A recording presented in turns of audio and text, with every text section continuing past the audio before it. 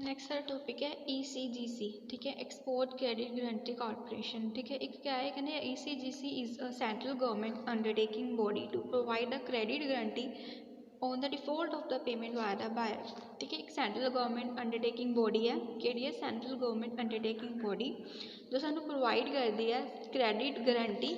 On the default of the payment by the buyer, ठीक है। मतलब कि सानू क्या प्रोवाइड करती है, क्रेडिट गारंटी,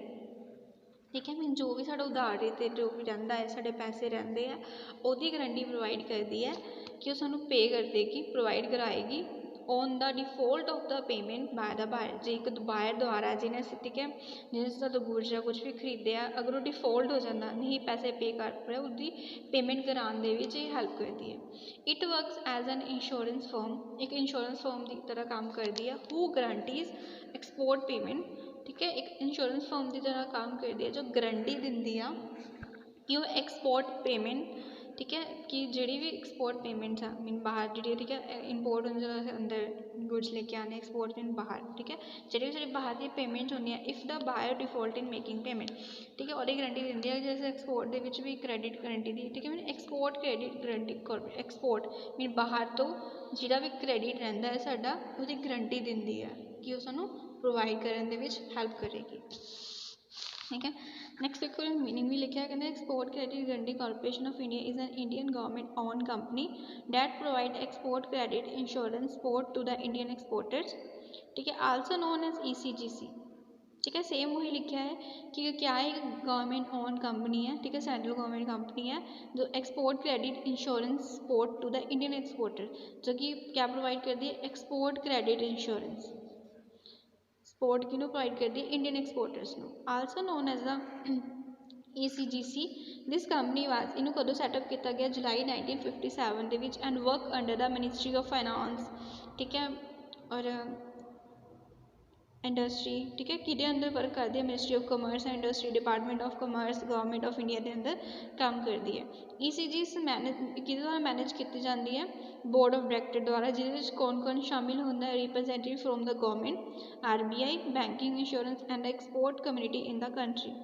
ECGC क्या एक 5th लार्जेस्ट क्रेडिट इंश्योरर है of the world in terms of coverage of national export, ठीक है। अगे कुछ असी ऑब्जेक्टिव्स करने हैं, ठीक है, इतने भी लिखे थे जिवें first it reduce the credit risk, ठीक है, क्रेडिट रिस्क को रिड्यूस करने के हेल्प करती है, ठीक है। सैकेंड है to encourage and facilitate globalisation of India trade, ठीक है, इनकरेज और फैसिलिटी प्राई करें कि ग्लोबलाइजेशन कर सकीए पूरा इंडिया के ट्रेड में, ठीक है, व्यापार में पूरे वर्ल्ड लैवल पर कर सकीए, ग्लोबल लैवल पर। To assist Indian exporter in managing their credit risk, ठीक है, हैल्प करती है इंडियन एक्सपोर्टर्स नू कि अपने क्रेडिट रिस्क नू मैनेज कर सकन, ठीक है, by providing timely information of worthiness of the buyer and bankers and the countries, ठीक है। To protect the Indian exporter against the unforeseen losses, protect कर सके, रखा कर सके इंडियन एक्सपोर्टर जी की अनफोर्सिन लॉसेस, पता नहीं है कि लॉसेस होने जो कि अराइज होते हैं due to failure of the buyer, ठीक है, बैंक और problem face by the country of the buyer by providing the cost effective credit insurance, ठीक है, cover in the form of the policy. Mean देखो पहला कि इनकरेज करती है, फैसिलिटी देती है, ग्लोबलाइजेशन कर सकीए, असिस्ट करती है इंडियन एक्सपोर्टर्स को मैनेज कर सके अपने क्रेडिट रिस्क को, प्रोटेक्ट करती है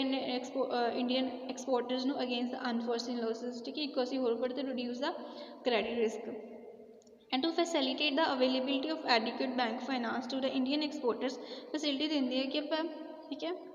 एडिक्वेट बैंक फाइनेंस जोड़ा है प्रोवाइड कर सके इंडियन एक्सपोर्टर्स नू by providing export credit insurance to bankers at the competitive rate, ठीक है, मीन कंपीटेटिव रेट्स थे।